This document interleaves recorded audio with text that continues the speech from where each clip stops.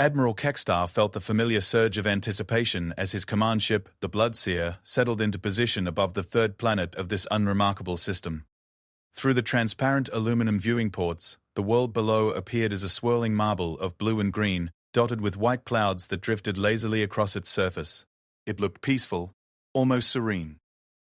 Kekstar's mandibles clicked together in what passed for a smile among his species. "Status report," he commanded, his voice carrying the authority of 300 successful hunts.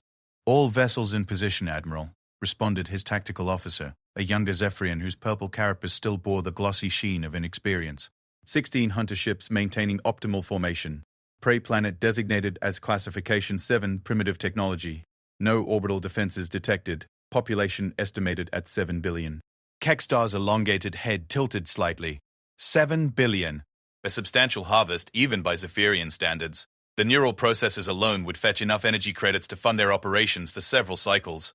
And the physical specimens, well, bipedal creatures always commanded premium prices in the Outer Rim slave markets. "Any signs of advanced civilization?" he inquired, though the question was merely procedural. If there had been any real threat, his ship's sensors would have detected it long before they'd achieved orbital position. "Negative, sir. Primitive electromagnetic communications, basic chemical propulsion, some orbital debris suggesting early space exploration attempts. Nothing that poses any threat to our operations." The tactical officer's voice carried a note of dismissal. Standard harvest protocols should suffice. Through the viewports, Kekstar could see the other ships of his fleet arranged in their traditional hunting formation, a perfect circle encompassing the planet's primary continent. Each vessel was a masterwork of Zephyrian engineering, their dark hulls absorbing light rather than reflecting it, making them nearly invisible against the star-speckled backdrop of space. Energy weapons bristled along their curved surfaces like the spines of some cosmic predator, while their holds waited empty and hungry for the cargo to come. The Bloodseer itself was the crown jewel of the fleet, twice the size of the hunter ships and bristling with enough firepower to reduce a small moon to rubble. Its bioneural computing systems could process and catalog an entire planet's population in mere hours, sorting them by usefulness, genetic potential, and market value. Kekstar had supervised the harvest of 47 worlds during his career, and each one had followed the same predictable pattern: arrival, intimidation, submission, harvest, departure. Clean, efficient, profitable. "Begin preliminary scans of major population centers," he ordered. "I want full biological and technological assessments within the hour. And activate the fear projectors. Let's see how quickly we can break their will to resist." The fear projectors were one of the Zephyrians' most effective tools, broadcasting psychic waves that induced terror and despair in most sentient species. Kekstar had seen entire civilizations surrender without firing a single shot once the projectors activated. It was elegant in its simplicity. Why waste ammunition when you could simply convince your enemies that resistance was futile? As his crew worked with practiced efficiency, Kekstar allowed himself to review the intelligence reports they'd gathered about this system during their approach. The third planet, the inhabitants apparently called it Earth, had been flagged by Zephyrian scouts nearly 2 standard years ago. The initial reports had been promising. A young species showing rapid technological development, large population centers, abundant natural resources, and no sign of alliance with any of the major galactic powers. What made this particular harvest even more attractive was the species' apparent isolation. They had no knowledge of the greater galactic community, no understanding of the technologies that ruled the stars, no experience with the realities of interstellar warfare. They were, in every sense that mattered, innocents waiting to be educated about their place in the cosmic food chain. Kekstar's personal datapad chimed softly, displaying the first batch of surface scans. His compound eyes widened slightly as he absorbed the information. The planet's population was even more concentrated than their initial estimates had suggested, with massive urban centers containing millions of individuals each. The technological assessment was equally encouraging. While the species had achieved basic spaceflight, their weapon systems were still primitive chemical explosives and kinetic projectiles. Against Zephyrian energy shields and armor, such weapons would be less effective than throwing stones. "Fascinating," he murmured, studying detailed images of the planet's inhabitants. The creatures were indeed bipedal, with soft, vulnerable-looking skin and no natural armor or defensive capabilities. They appeared to come in several different color variations, suggesting either multiple subspecies or simple genetic diversity. Either way, it would make for interesting catalog entries in the slave markets. "Admiral," his communications officer called out, We're detecting increased electromagnetic activity from the planet's surface. It appears our arrival has been noticed. Expected, Kekstar replied calmly. What's their response pattern? Chaotic, sir. Multiple communication frequencies activated simultaneously. Apparent attempts to contact us on various bands, and something unusual. Define unusual. The communications officer's antenna twitched nervously. They're not broadcasting surrender offers or pleas for mercy, sir. The transmissions we've managed to decode seem to be questions. They're asking who we are, where we come from, whether we need assistance. Kekstar's mandibles clicked again, this time in genuine amusement. Assistance? They think we might need help? It appears so, sir. There are also transmissions that seem to be invitations. Offers to provide landing coordinates, medical aid, food, and something they call cultural exchange. This was indeed unusual. In Kekstar's extensive experience, first contact with the Zephyrian fleet typically resulted in immediate panic, followed by either desperate attempts at communication or frantic military mobilization. He'd never encountered a species that responded to the arrival of unknown vessels by offering hospitality. Sir, his tactical officer interrupted. The fear projectors have been active for 17 minutes. Shall we increase power? No. Maintain current levels, but monitor their effectiveness. I want to know if we're seeing the expected psychological impact. Kekstar turned back to the viewport, studying the planet below with newfound interest. Perhaps this harvest would be more entertaining than he'd initially anticipated. What he didn't know, what none of the Zephyrians orbiting Earth knew, was that far below on the planet's surface, in a heavily shielded complex buried deep beneath the Colorado Mountains, a very different kind of first contact protocol was being implemented. NORAD Command, this is General Martinez. Confirm visual contact with 16 unknown vessels in high Earth orbit. Formation suggests hostile intent, but no aggressive action detected yet. Copy that, General. All military assets are moving to DEFCON 1. How are our guests responding to the welcome committee? Martinez allowed herself a grim smile as she studied the tactical displays surrounding her command post. Unknown vessels are maintaining standard orbital positions. They seem to be conducting scans of major population centers. And General, they're broadcasting something on psychic frequencies. The fear projectors? Affirmative. Just like the simulations predicted. But our conditioning protocols are holding. Minimal psychological impact reported across all test groups. 300 years of preparation were about to be put to the ultimate test. Ever since humanity had first detected signs of intelligent life beyond their solar system, they had operated under a single terrifying assumption. That first contact would not be a peaceful exchange of knowledge and culture, but a meeting with predators who viewed humanity as nothing more than another resource to be harvested. The evidence had been subtle at first, occasional deep space signals that cut off abruptly, star systems that went mysteriously quiet, patterns of expansion and disappearance that suggested something was systematically strip mining entire sectors of the galaxy. Humanity's greatest minds had studied these patterns for decades, gradually building a picture of a universe where advanced civilization survived not through cooperation and trade, but through predation and conquest. And so humanity had prepared for war. Not the clean, honorable war of human imagination, but the brutal, one-sided slaughter that seemed to be the galaxy's standard operating procedure. They had built weapons in secret, trained soldiers in silence, and developed technologies that no peaceful species would ever have conceived. They had turned their entire planet into a trap, baited with the appearance of innocent vulnerability while bristling with hidden defenses that could level continents. The Zephyrians had entered Earth's solar system expecting to find helpless prey. Instead, they had stumbled into the web of the most dangerous predators the galaxy had ever produced, a species that had spent 3 centuries learning to be the perfect hunters by studying the techniques of every apex predator their planet had ever produced. "Admiral," came a voice from the Bloodseer's sensor station. "I'm detecting some unusual readings from the planet's electromagnetic spectrum. There appears to be significantly more technological activity than our initial scans indicated." Kekstar frowned, his good mood beginning to evaporate. "Explain." "Deep underground, sir. Massive power signatures, complex communication networks, what appears to be industrial activity on a scale that doesn't match the surface civilization we've observed." "Underground facilities?" Kekstar's voice carried a note of concern. Species that built extensive underground infrastructure were often more difficult to harvest efficiently. "How extensive?" "Difficult to determine, sir. The planet's crust appears to contain significant amounts of metallic compounds that interfere with our scans. But the power signatures suggest facilities covering several continents. This was definitely not proceeding according to the standard pattern. Kekstar had harvested primitive worlds before, but never one with such contradictory readings. Surface civilization appeared genuinely primitive, but subsurface activity suggested something far more advanced. Tactical assessment, he demanded. Could these underground facilities pose a threat to our operations? Unlikely, sir. Whatever their purpose, they don't appear to be military in nature. No weapons signatures, no defensive arrays, no apparent attempt to target our vessels.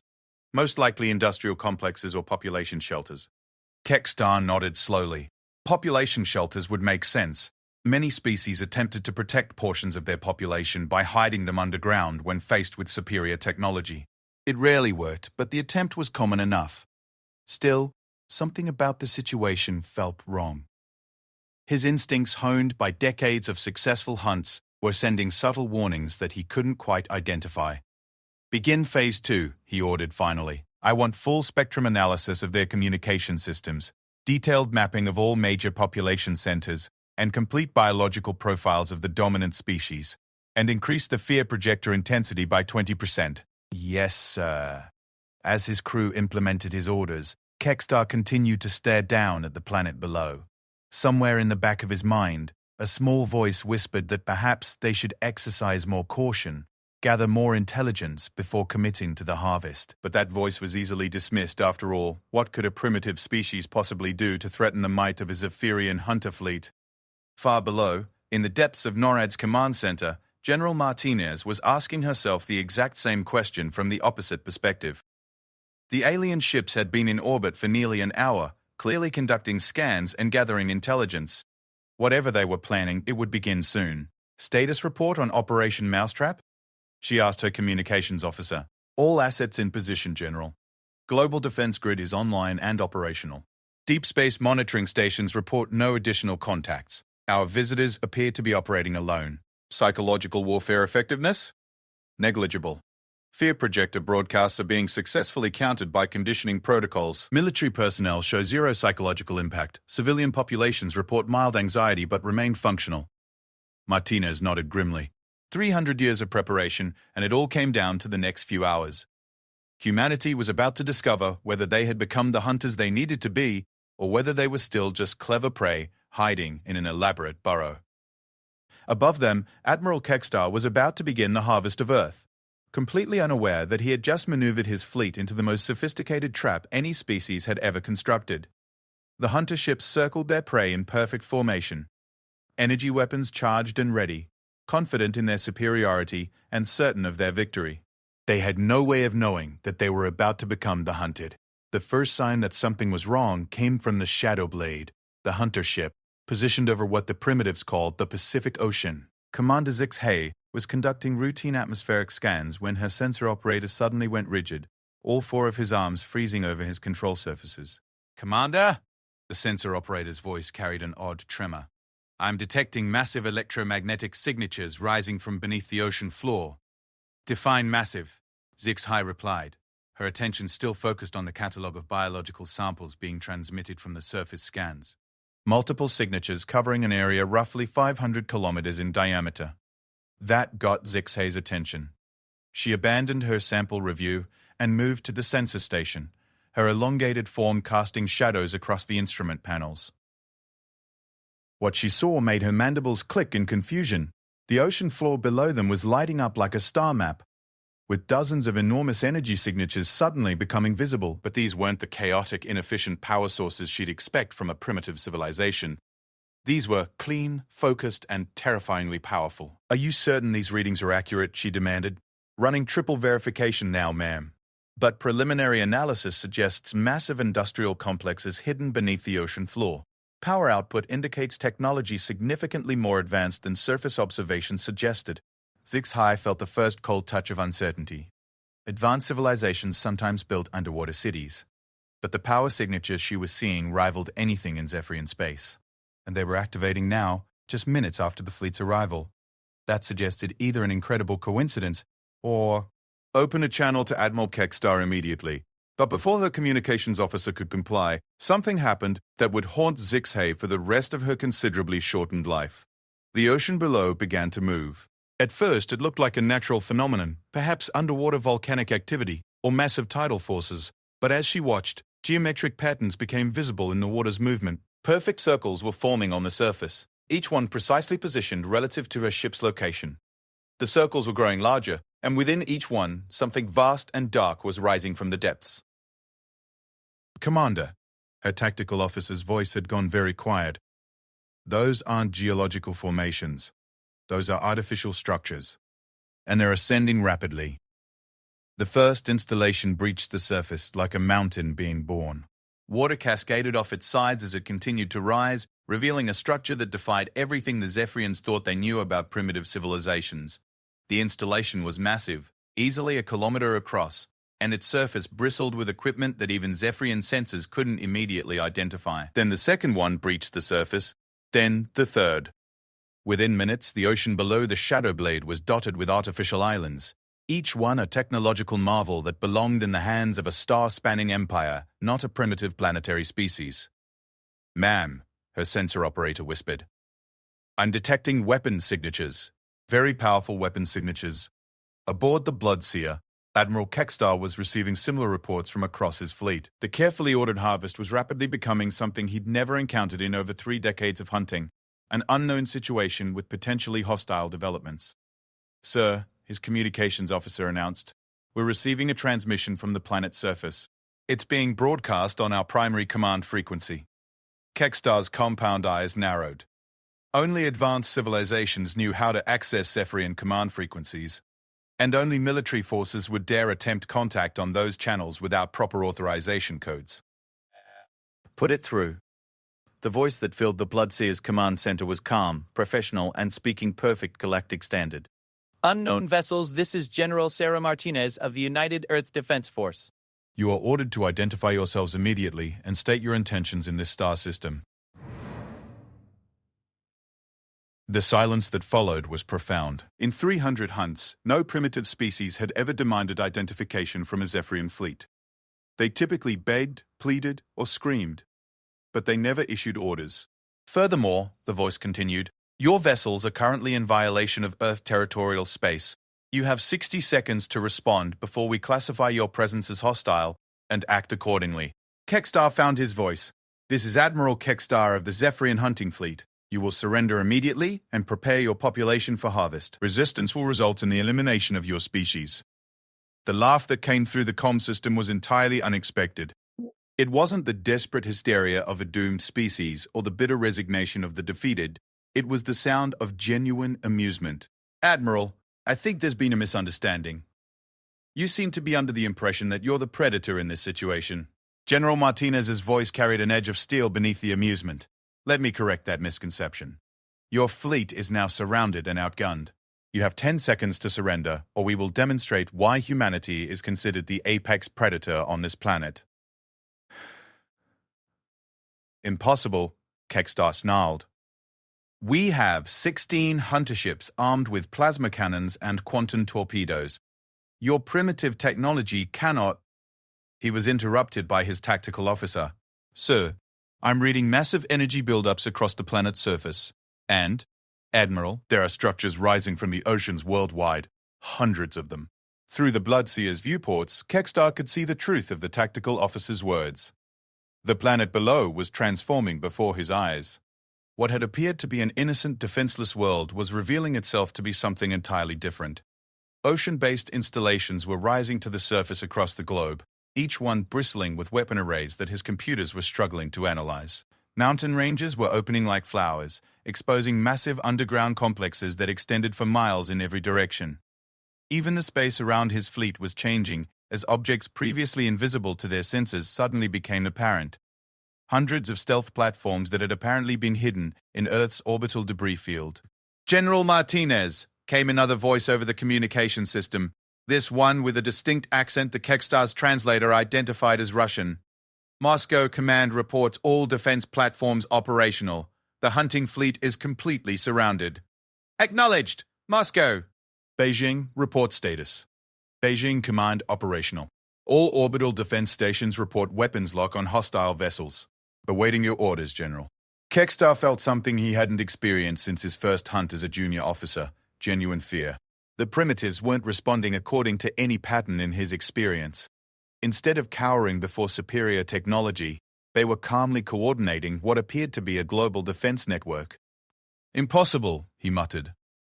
"Our intelligence indicated no advanced technology, no orbital defenses, no military capability beyond primitive chemical weapons." "Sir," his intelligence officer spoke up hesitantly, "perhaps our intelligence was deliberately manipulated." The implications of that statement hit Kekstar like a physical blow. If the primitives had somehow deceived Zephyrian scouts, if they had deliberately appeared helpless while preparing a trap, then everything he thought he knew about this situation was wrong. "Admiral," General Martinez's voice cut through his thoughts, "I'm going to assume your silence indicates consideration of my offer. While you decide, let me help you understand your current tactical situation." The main view screen of the Bloodseer suddenly displayed an image that made Kekstar's ichor run cold. It was a tactical overview of the entire Earth orbital space, showing his 16 ships as small red icons surrounded by literally hundreds of blue contacts. The humans had somehow managed to deploy a defensive network that outnumbered his fleet by more than 20 to 1. "As you can see," Martinez continued, "your vessels are currently targeted by approximately 400 separate weapon platforms. Each platform is armed with what we call kinetic kill vehicles, essentially giant bullets fired by magnetic acceleration systems. They travel at approximately 15% of light speed and carry enough kinetic energy to punch through any known armor material." Kekstar's weapons officer was frantically checking their defensive systems. "Sir, our shields can deflect energy weapons and absorb plasma bursts, but kinetic projectiles at those velocities, there's no known defense." Furthermore, Martinez's voice was growing more businesslike, "Our deep space monitoring stations detected your fleet's approach approximately 6 months ago. We've had ample time to prepare for your arrival." "The primitive electromagnetic communications you've been monitoring? Those were specifically designed to convince you that we posed no threat." The truth was settling over the Zephyrian command crew like a suffocating blanket. They hadn't discovered a primitive world ripe for harvest.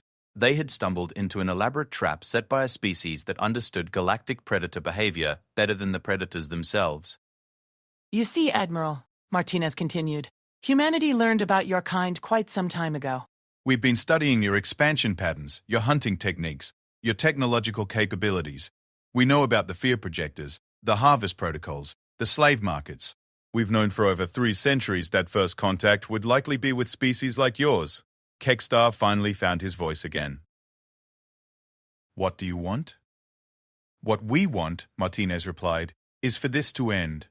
Not just your harvest attempt on Earth, but the entire cycle of predation that's been terrorizing this galaxy for millennia. We're going to start with your fleet." Through the viewports, Kekstar could see the ocean installations adjusting their positions, bringing massive weapon arrays to bear on his ships. Each installation appeared to be roughly the size of a Zephyrian dreadnought, and there were dozens of them visible from orbit. "Sir," his tactical officer whispered, "power readings from those installations are off our measurement scale. Whatever weapons they're mounting, they're significantly more powerful than anything in our arsenal." "Admiral," came a panicked voice from Commander Zixay aboard the Shadow Blade, "the installation below us is charging some kind of primary weapon. Energy readings suggest it could vaporize our entire ship with a single shot."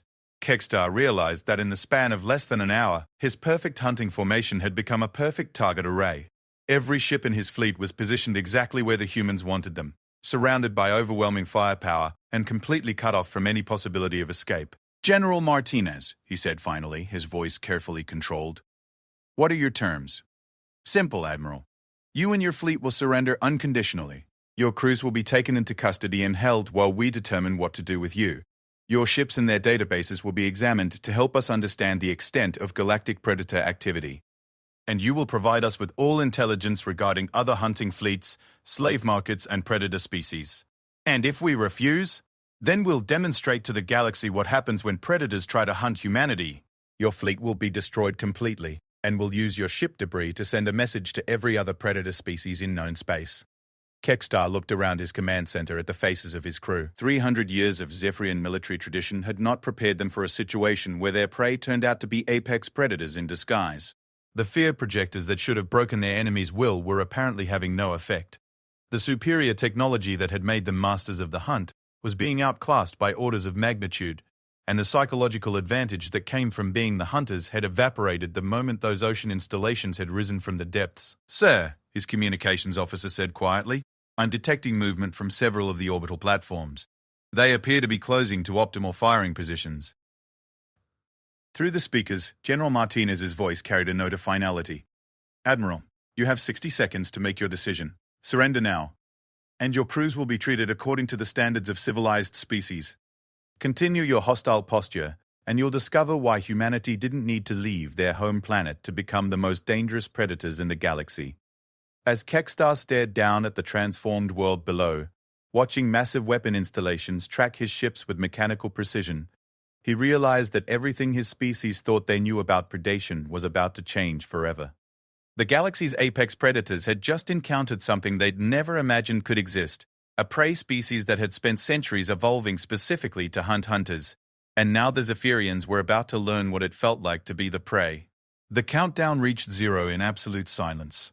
Admiral Kekstar had not responded to General Martinez's ultimatum, and aboard the Bloodseer, the Zephyrian crew waited with the kind of terrified anticipation normally reserved for prey species. Through the ship's sensor feeds, they could see dozens of the massive ocean installations adjusting their aim with mechanical precision, while hundreds of orbital platforms drifted closer to optimal firing positions. What happened next would become required study material in military academies across the galaxy for generations to come. Instead of the devastating kinetic strikes that everyone expected, the first human demonstration was subtly elegant in its psychological precision. The ocean installation directly beneath the shadow blade fired a single projectile, not at the ship, but past it, close enough that its passage registered on every sensor aboard the Zephyrian vessel. The projectile itself was relatively small, perhaps the size of a standard cargo container. But it was moving at just over 14% of light speed, and as it passed through the space where the shadow blade had been positioned just moments earlier, it left a wake of distorted space-time that caused the Zephyrian ship's hull to ring like a struck bell. Demonstration complete. General Martinez's voice carried no emotion. That projectile contained approximately the same kinetic energy as a small nuclear weapon. We have 400 similar systems currently targeting your fleet. Admiral, what is your decision? Commander Zixay, aboard the Shadow Blade, was the first to break. The passage of that projectile had caused her ship's structural integrity monitors to screen warnings as microscopic fractures appeared throughout the hull. Damage caused not by direct impact, but by the gravitational stress of something moving past them at relativistic speeds. Admiral, she transmitted to the Bloodseer, her voice shaking, I'm reading structural damage throughout my ship from a near miss. These weapons, they're not just kinetic projectiles. They're inducing space-time distortions that could tear apart our ships even without direct impact. Kekstar studied the tactical displays surrounding his command station. Every analysis his computers could provide reached the same conclusion. The humans possessed overwhelming numerical superiority, technological capabilities that exceeded Zephyrian standards, and most importantly, they had demonstrated remarkable restraint by not simply destroying the entire fleet in the opening moments of contact. That restraint was perhaps the most terrifying aspect of the situation. Primitive species typically responded to superior force with desperation and wild aggression. Only apex predators possessed the confidence to demonstrate mercy while simultaneously displaying overwhelming destructive capability. General Martinez, he said finally, the Zephyrian hunting fleet surrenders. The words felt like poison in his throat, but Kekstar was a professional military officer. When facing impossible odds against a superior force, surrender was the only rational option. Pride was a luxury that dead officers couldn't afford. Acknowledged, Admiral. All Zephyrian vessels will power down their weapons systems immediately and maintain current orbital positions. Any attempt to alter course or activate weapons will be interpreted as hostile action. Across the Zephyrian fleet, the hunter ships that had terrorized dozens of star systems began shutting down their weapon arrays for the first time in their operational history. The process felt surreal to crews who had never conceived of circumstances where their overwhelming technological superiority might be insufficient. Furthermore, Martinez continued, you will prepare to receive boarding parties. Small human vessels will dock with each of your ships to oversee the formal surrender process and begin preliminary interviews with your personnel. Boarding parties? Kekstar couldn't keep the surprise out of his voice. You're planning to send your people aboard our ships? Of course, Admiral. How else would we conduct proper surrender negotiations? The concept was almost incomprehensible to Kekstar.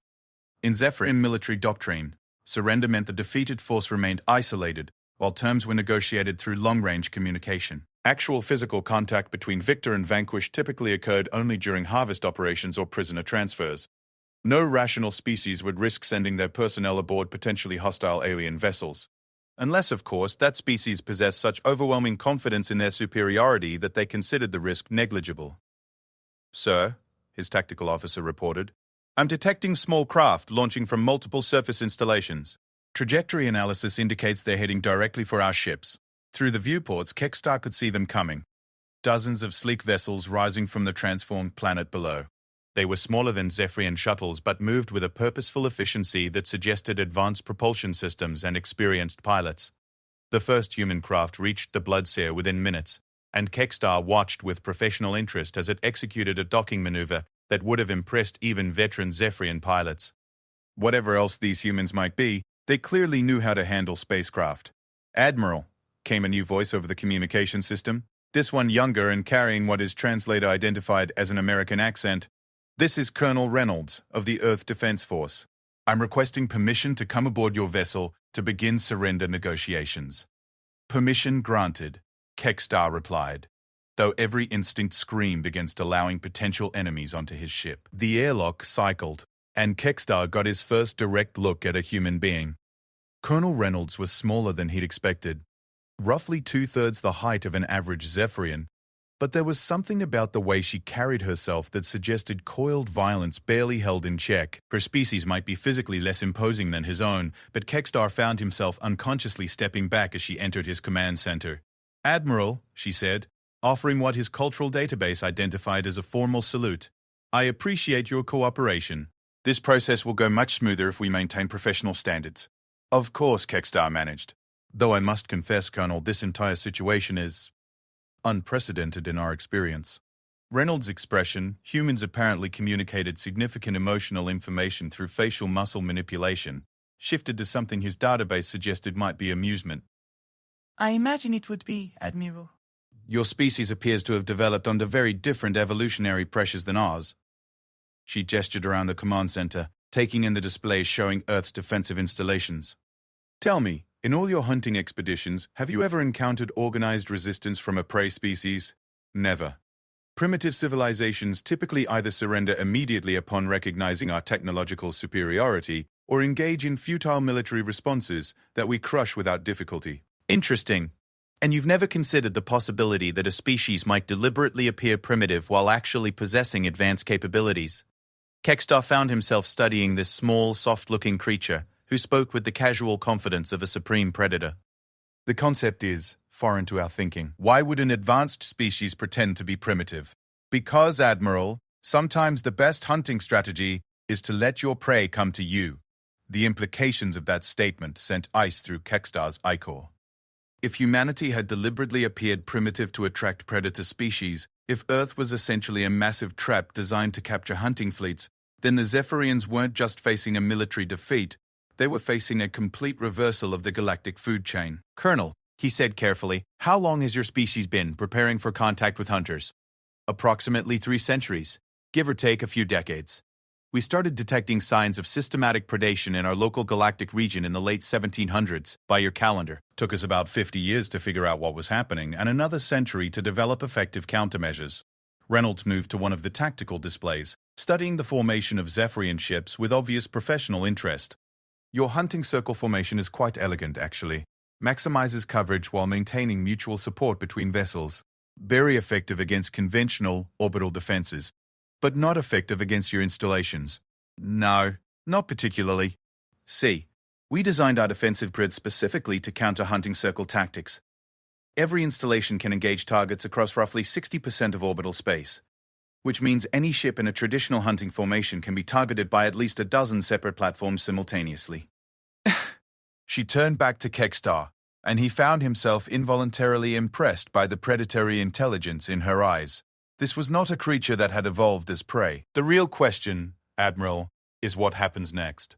Your fleet represents a significant intelligence opportunity for us. We've been studying predator species from a distance for centuries, but we've never had the chance to actually interview members of a hunting culture. What do you want to know? What do you say? Everything? Territorial boundaries, hunting protocols, communication networks, political structures, technological capabilities, and most importantly, the locations of other hunting fleets currently operating in this galactic region. Kekstar felt a chill of recognition.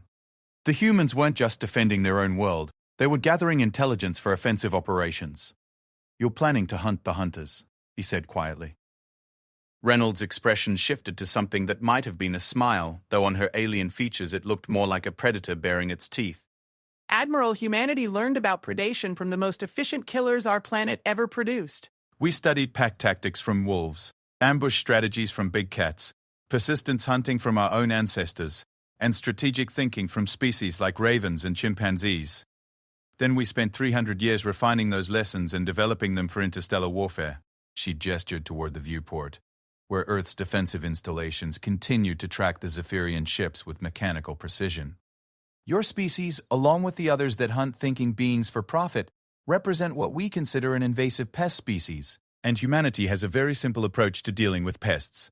Which is? Complete eradication. The matter-of-fact way she delivered that statement was perhaps more chilling than any threat could have been. Reynolds wasn't boasting or trying to intimidate. She was simply stating a policy decision that had apparently been made at the highest levels of human government. Colonel, Kextar said slowly, "You're describing genocide." "No, Admiral, we're describing pest control." "There's an important distinction." Her expression became more serious. "Species that hunt and enslave other thinking beings have made themselves legitimate targets for elimination. We didn't start this conflict.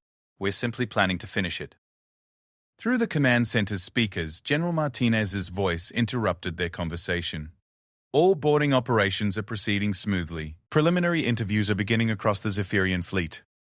Colonel Reynolds, please begin detailed tactical intelligence gathering with Admiral Kextar." "Acknowledged, General." Reynolds turned back to Kextar. "Admiral, we're going to start with basic questions about Zephyrian fleet deployment. How many hunting fleets are currently operating in this galactic sector?" Kextar realized that he was about to become an involuntary participant in something that would fundamentally change the balance of power in their region of space. The humans weren't just defending themselves, they were launching the opening phase of what appeared to be a systematic campaign to eliminate predator species entirely. And as he looked into Colonel Reynolds' predatory eyes, he began to understand that humanity might actually have the capability to succeed. "Admiral," Reynolds said softly, "I should mention that we've already detected and catalogued most of the major hunting fleets in this region.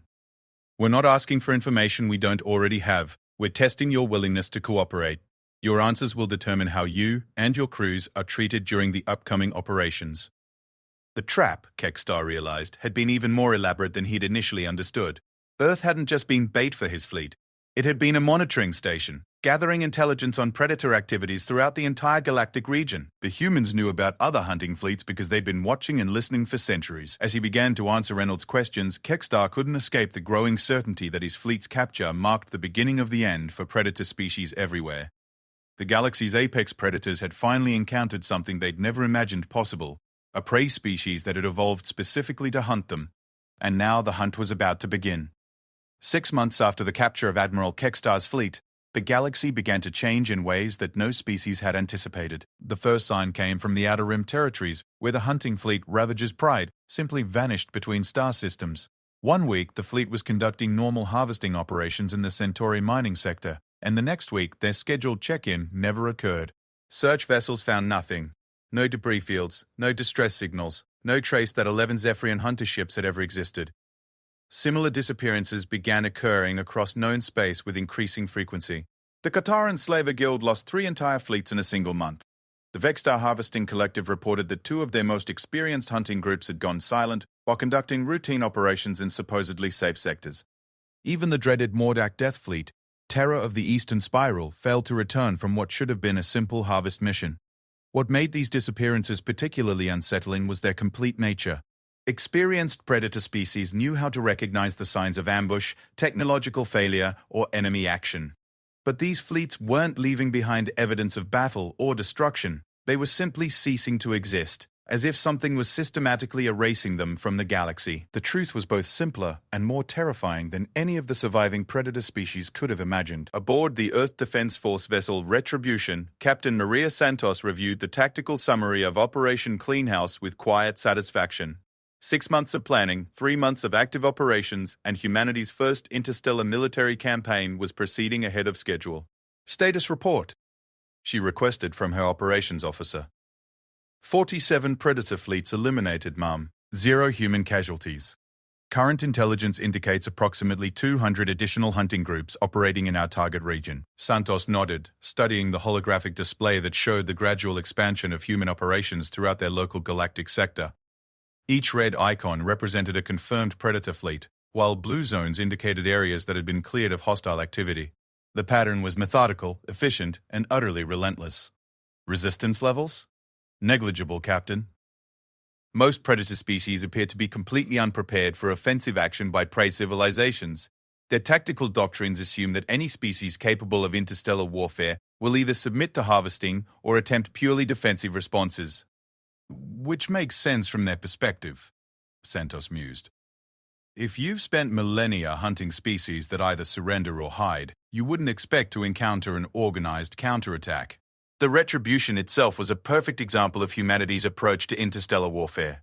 Unlike the massive, heavily armored hunter ships favored by predator species, human vessels were sleek, fast, and designed for stealth operations. They relied on advanced sensor systems to locate prey, devastating kinetic weapons to eliminate targets quickly, and sophisticated electronic warfare capabilities to prevent enemy communications or calls for help.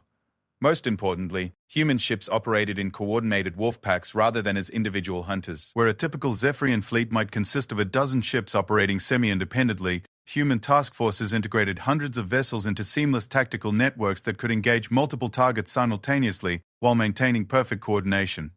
"Ma'am," her intelligence officer called out, "we're receiving a priority transmission from Earth Command. Operation Mousetrap has identified another high-value target." Santos moved to the intelligence station, where detailed information about their next target was already being displayed. The Kretak Flesh Market operated out of a heavily fortified space station in the Vega system, serving as a central hub for the slave trade throughout the local region.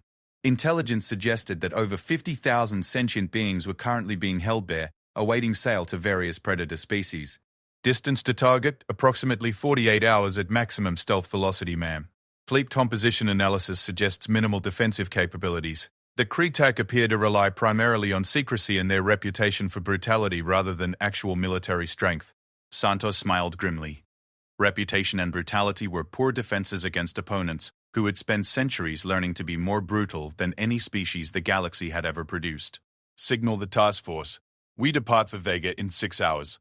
And send a message to Admiral Chen. Tell her we'll need prisoner transport vessels for approximately 50,000 beings." What the Kretak didn't know, what none of the predator species understood, was that humanity had spent the past 6 months not just conducting military operations, but building a comprehensive intelligence network that spanned dozens of star systems.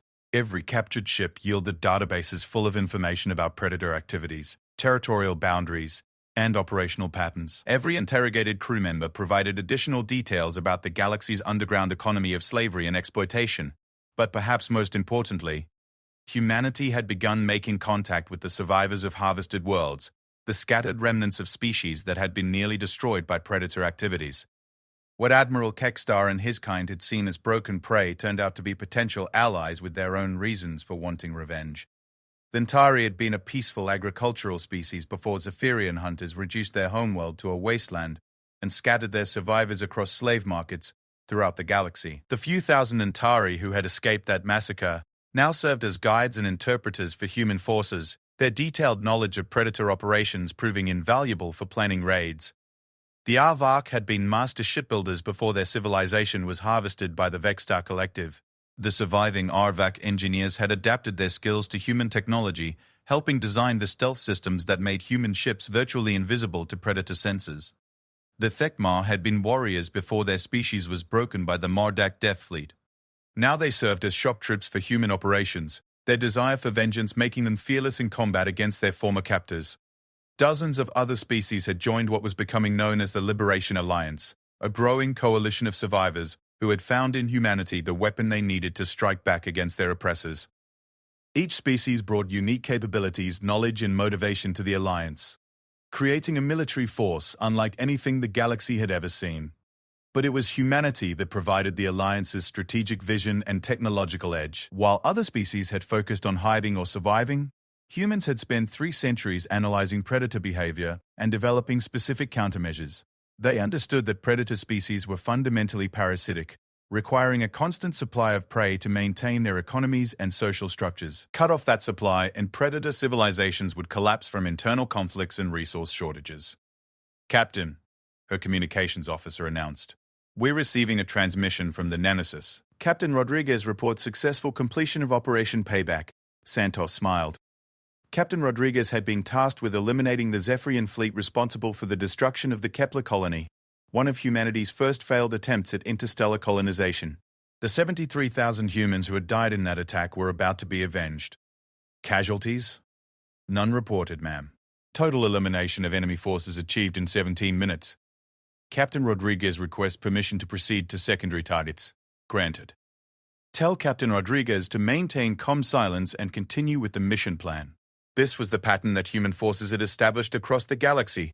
Swift, decisive strikes against predator fleets, followed by systematic elimination of their support infrastructure.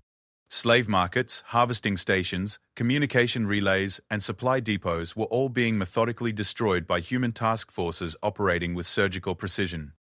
What made these operations particularly effective was humanity's understanding of predator psychology.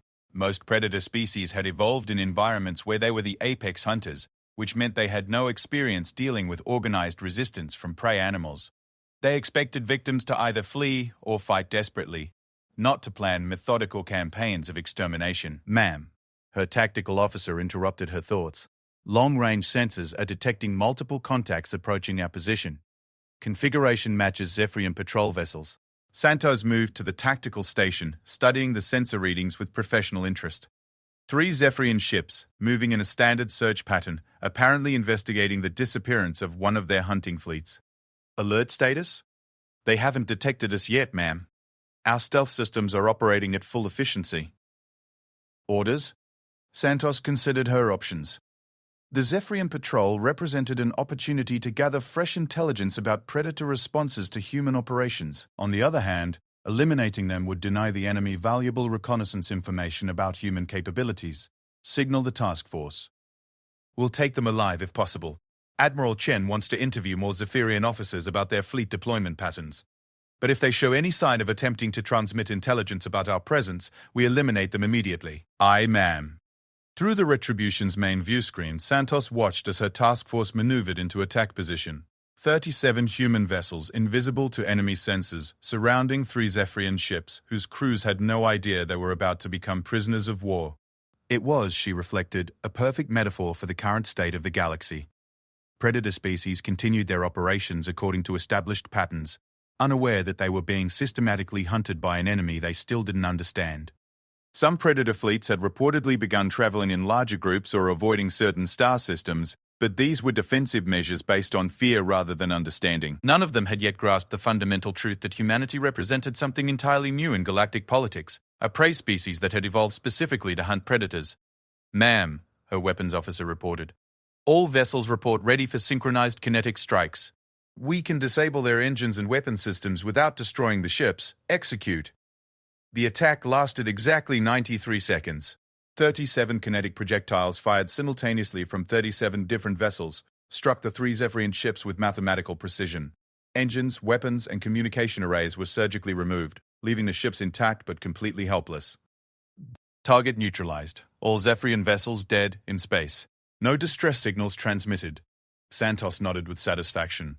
In 93 seconds, her task force had captured 3 enemy vessels and their crews without inflicting unnecessary casualties or revealing their position to enemy forces. It was exactly the kind of professional, efficient operation that was becoming humanity's signature in interstellar warfare. Boarding teams to prepare for prisoner transfer, intelligence teams to begin data extraction from enemy computers, and signal Admiral Chen. Tell her we're bringing her 3 more interview subjects. As human boarding teams prepared to capture their latest prisoners, Santos returned her attention to the holographic display showing human operations throughout the galaxy. The blue zones were expanding steadily, while red icons disappeared with increasing frequency. At the current rate of progress, human forces would achieve tactical supremacy in their local galactic region within 18 months. But tactical supremacy was only the beginning. Admiral Chen's long-term strategy called for the complete elimination of predator species as a threat to civilized development. Every captured database, every interrogated prisoner, every alliance with survivor species brought humanity closer to that ultimate goal. The galaxy's apex predators had ruled through fear and overwhelming force for millennia. Now they were learning what it felt like to be systematically hunted by something even more deadly than themselves. A species that understood that the most effective way to deal with predators was not to hide from them or fight them, but to become better predators than they were. And humanity was very, very good at being predators. 2 years after first contact with Admiral Kekstar's fleet, the Galactic Predator Emergency Council convened for the first time in over 8 centuries. Representatives from dozens of hunter species gathered in the heavily fortified Nexus station, floating in the gravitational balance point between 3 massive black holes. A location chosen specifically because it was virtually impossible to approach undetected. High Counselor Morthan of the Zephyrian Empire stood before the assembled delegates, his ancient carapace bearing the scars of 100 successful hunts. But today, those scars seemed like relics of a bygone era, and his voice carried an edge of desperation that no predator species had heard from their kind in millennia. Honored hunters, he began, we face a threat unlike any in recorded history. In the past 24 standard months, we have lost over 300 hunting fleets to an enemy that appears to possess technology and tactics far beyond anything we've encountered. A murmur of unease rippled through the assembly. 300 fleets represented nearly a quarter of all active hunting operations in their galactic region. Losses on a scale that threatened the entire predator economy. The pattern is consistent across all affected species, Morthan continued. Hunting fleets simply disappear, leaving no trace of destruction or evidence of battle. When we send search vessels to investigate, they find nothing, not even debris fields. It's as if our ships are being completely disintegrated. Warlord Krievak of the Flesh Markets leaned forward, his multiple eyes glowing with anger. You speak of patterns, but you offer no solutions. My people have lost 47 trading stations and nearly 2 million slaves to these disappearances. The economic impact is becoming catastrophic. Because, Morthan replied grimly, we have been unable to identify our enemy, much less develop effective countermeasures. The few survivors we've recovered speak of ships that appear from nowhere, weapons that strike without warning, and tactics that suggest intimate knowledge of our operational procedures. Admiral Zekthar of the Void Hunters stood abruptly, his massive frame dominating the chamber. Survivors? You said the attacks leave no trace? That was accurate until 3 weeks ago. The attack on Harvesting Station Theta 7 left behind 2 survivors, both badly injured but conscious enough to provide intelligence about our attackers. The chamber fell silent. After 2 years of complete mystery, any intelligence about their unknown enemy would be invaluable. According to the survivors, Mortan continued, the attacking force identified themselves as representatives of something called the Liberation Alliance. The primary species involved are apparently the same creatures that Admiral Kekstar's fleet encountered in the Sol system, the ones who call themselves humans. The reaction from the assembly was immediate and intense. Admiral Kekstar's final transmission, received just moments before his fleet's capture, had described encountering a primitive species that somehow possessed advanced defensive technology. But the idea that those same primitives could be responsible for systematic attacks across dozens of star systems seemed impossible. Primitives don't conduct interstellar military campaigns. Warlord Krievak snarled. Primitive species hide and hope we don't find them. They don't hunt hunters. These are not primitive, Morthan replied. Intelligence analysis suggests that the humans deliberately appeared primitive to lure in hunting fleets. Their actual technological capabilities appear to equal or exceed our own, and their tactical sophistication is unprecedented. He activated a holographic display showing the pattern of disappearances across their territory. The missing fleets formed a clear pattern, radiating outward from the Sol system like ripples from a stone dropped in water. The attacks follow a systematic pattern that suggests long-term strategic planning. They're not random raids or opportunistic strikes. They're part of a coordinated campaign to eliminate predator operations entirely. Commander Yithak of the Soul Reapers studied the display with professional interest. What are their apparent objectives? Are they attempting to claim territory or simply eliminate competition? Neither, it appears. Intelligence suggests that the humans and their allies are specifically targeting predator species for what they call pest control operations. According to the survivors from Theta 7, the attacking commander stated that humanity considers hunting sentient beings to be a form of galactic contamination that requires complete elimination. The implications of that statement sent a chill through the assembly. Territorial disputes were understandable. Competing predator species often fought over hunting grounds or resource allocation. But a species that considered predation itself to be worthy of extermination represented something entirely outside their experience. "High Counselor," came a voice from the rear of the chamber. "What do we know about the humans' military capabilities?" Mortan gestured to the display, which shifted to show tactical analysis data recovered from the Theta 7 attack. Their weapons technology appears to be primarily kinetic-based, utilizing projectiles accelerated to near relativistic velocities. Our energy shields provide no protection against such weapons, and their accuracy suggests targeting systems more sophisticated than anything we possess. More troubling, he continued, is their apparent understanding of our operational procedures. The humans seem to know our standard formations, communication protocols, and tactical doctrines. Their attacks are specifically designed to exploit weaknesses in our traditional hunting strategies. Admiral Zekthar's compound eyes narrowed. How could a primitive species acquire such detailed knowledge of our operations? Because they've been studying us for centuries, Morthan replied. Analysis of captured communication intercepts suggests that the humans detected signs of predator activity in their region approximately 300 standard years ago and have been systematically gathering intelligence ever since.